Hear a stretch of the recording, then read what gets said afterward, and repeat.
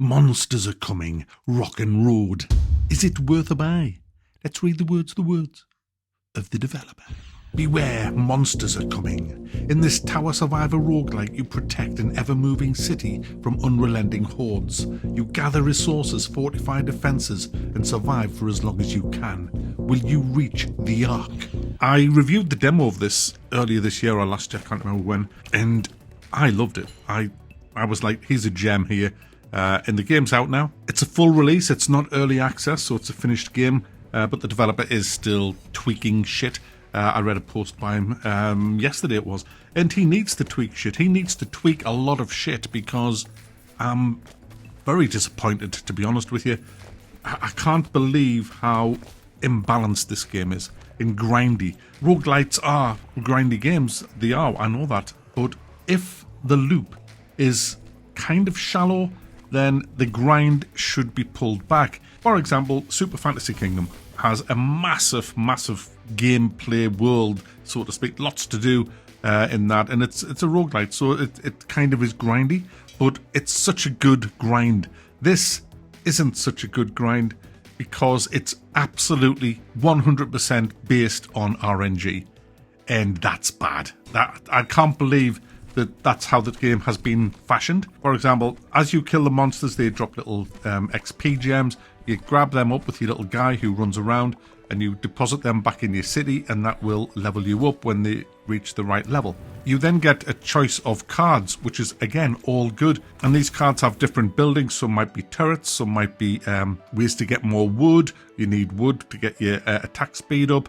Could be other ways to get gold, other resources, XP levels, in fact. Could be a cannon, could be a bazooka, could be a little zombie that gets dropped off. Lots of different things that it could be. And you might have a build in mind that you want. For example, I was going for like an undead zombie build, which every few seconds drops a zombie off who goes and attacks all the little enemies. But here's where the problem lies, and it's a massive problem. You are relying completely on RNG, and every time you do a run, pretty much, and level up, you unlock another type of building that you can put into your city. So the longer you play, the least chance you have of getting the build you want, because there is no way, and I can't believe what I'm about to say, there is no way where you can discard cards, and that's ridiculous in a game like this.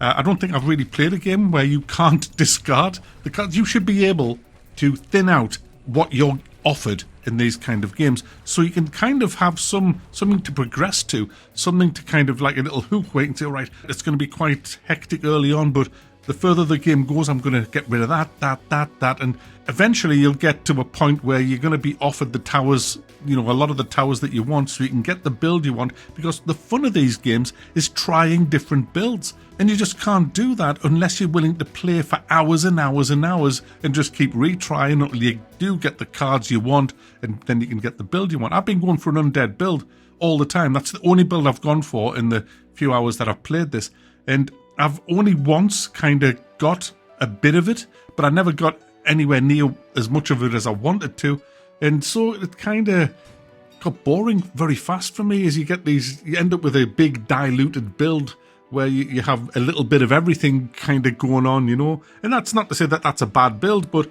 it's not as much fun as when you have a build of your own, and that's the problem with this game at the minute. It's totally imbalanced, and the further you get in, the more ridiculous it gets. You end up feeling that your little guy does no damage at all, because, again, he gets diluted with the weapons that he gets. So it's all it all feels to really work against fun. All the fun things that I like in these kind of games, this game kind of says, oh, hang on, are you having fun there? Oh, hell no, we'll RNG that then. There's your fun stopped, young man. It needs a massive rebalance. That needs a way to thin out the deck so that having an incentive as you go on, as you progress in this game and you get offered more things, you don't want them. It's like, there's your prize. I don't want it. It's going to make it harder to get what I want. But there's your prize. It's good. It's a good thing you've unlocked this, and I don't want it. It's hideous, guys. A simple thing like just adding the ability to just say, I don't want that card, I don't want that card, I don't want that card. It'll cost you your upgrade points, but still, it allows you to thin the pack out.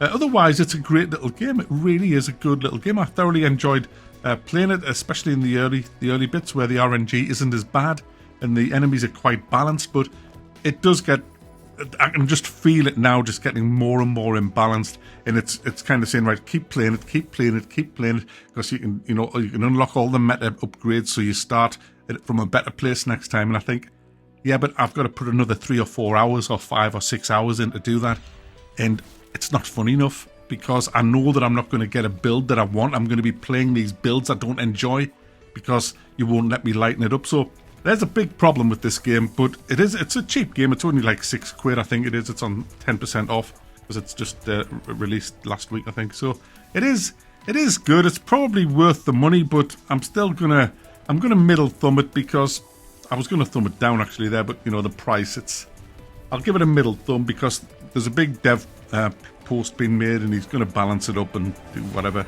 but it does need work.